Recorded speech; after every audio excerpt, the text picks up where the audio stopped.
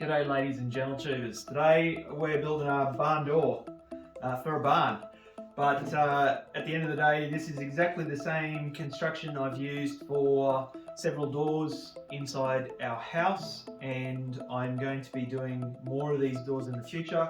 But I thought I'd just give you a quick rundown on a basic barn door so you can see how it's done. I use red cedar when I can get it cheap, but most of the time I use yellow cedar. So initially everything gets cut to size. Here I'm cutting a top and bottom plate as well as a middle plate, making sure these cuts are nice and square.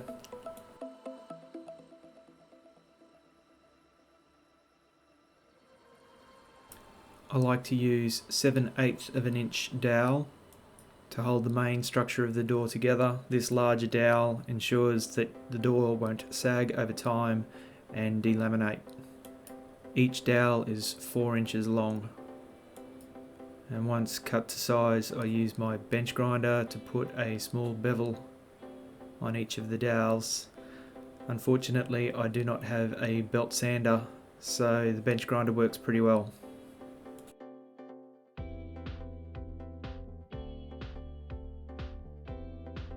I'm using 1/2 inch cedar tongue and groove for the door panelling.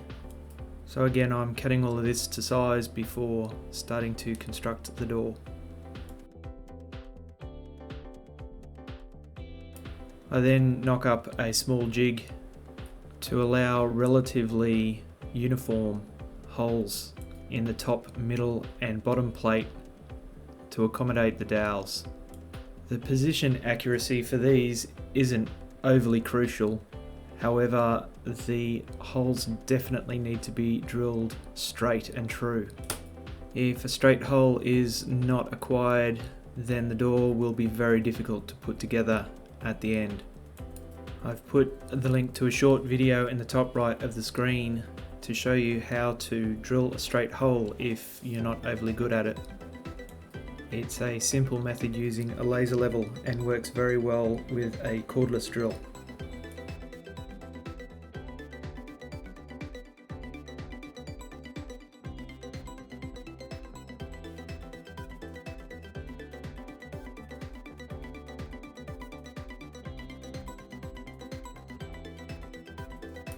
To make sure the opposing holes for the dowel position in the sides of the door are aligned, I make a simple jig using a nut and bolt. Generally speaking, you can find a couple of old bolts lying around that will do this job. I'm not sure what size these are, but they fit inside the 7/8 hole near perfectly, and if they were a little bit loose, I could simply use some tape wrapped around the head of the bolt and the nut to help with alignment. And once the jig has been used to mark the hole, it's simply a matter of drilling the hole to depth.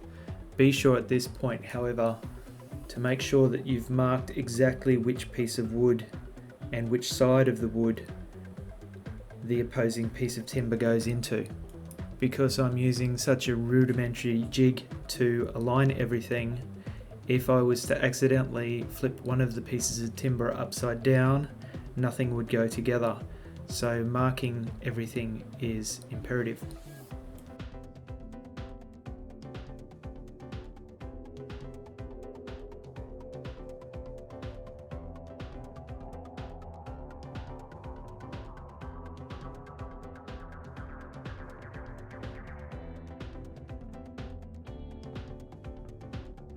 I then use my router to carve a channel on the inside of the door frame to accommodate the wood panelling. I've managed to misplace my router guide, so I'm using a G-clamp and a piece of timber as a guide.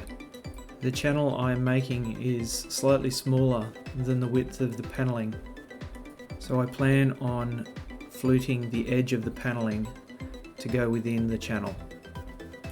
This gives the door a far more rustic look, and it also saves running out and buying another router bit that I'd only probably use once or twice a year.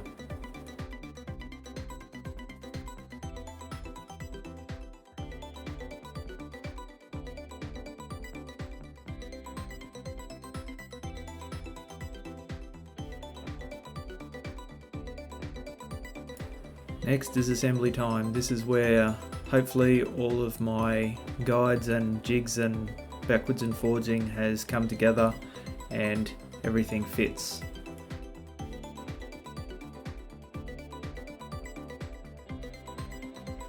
My workbench is way too cluttered, so I'm using my table saw as a makeshift workbench, but because of that, hammering the door together is a little bit difficult, so I'm using a clamp to clamp each end on.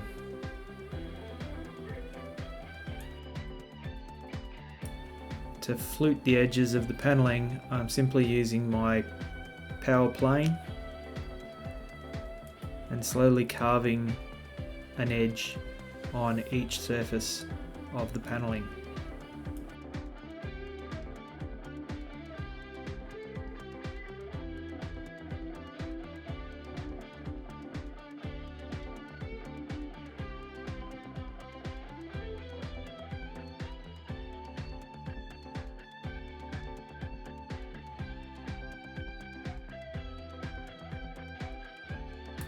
Then the paneling gets glued and knocked into place.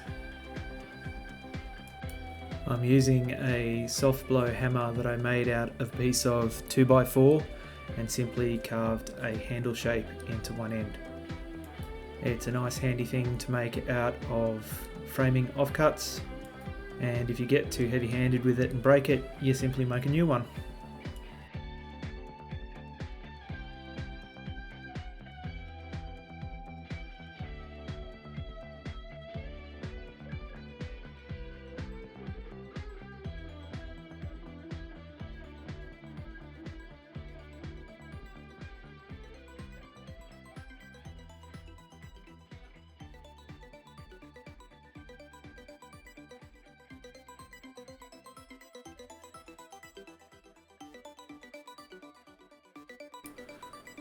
Finally, there's a liberal application of glue, and then the final side of the door can go on. This one was a little bit rough because my dowel alignment was not 100%, so it took quite a lot of force and G-clamps and more hammering for it to finally go together.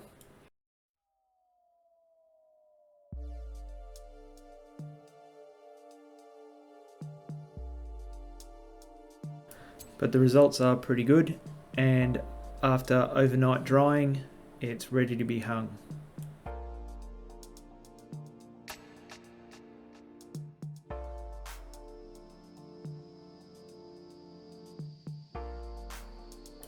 I'm using garden gate hinges to hang the door because they look nicer than most of the internal door hinges available, and they're pretty cheap, so buying 2 sets to end up with 3 hinges is not a bad little investment. As an added bonus, the hinge bolt is set out from the door quite a ways, so it allows the door to swing open and past the center post, allowing the door to open to a near full 180 degrees. I made the door perfectly to size, however everything swells a tiny bit as you're putting it together, so I'm just using my plane to make the door fit perfect, and I'm using some wood offcuts to hold the door up and in place so that I get all of the gaps just right as I'm screwing the hinges in.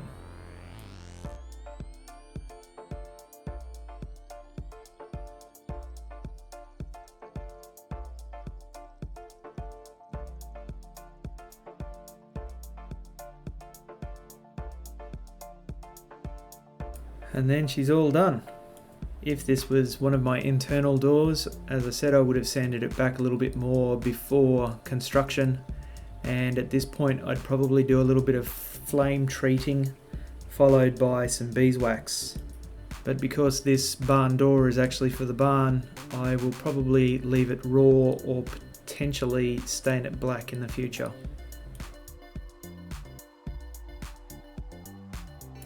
Thanks for watching. Please like and subscribe, and let me know if you have any questions in the comments below. I'm only a small channel and I'm very happy to spend time answering questions. So again, thanks for watching, and I'll see you in the next one.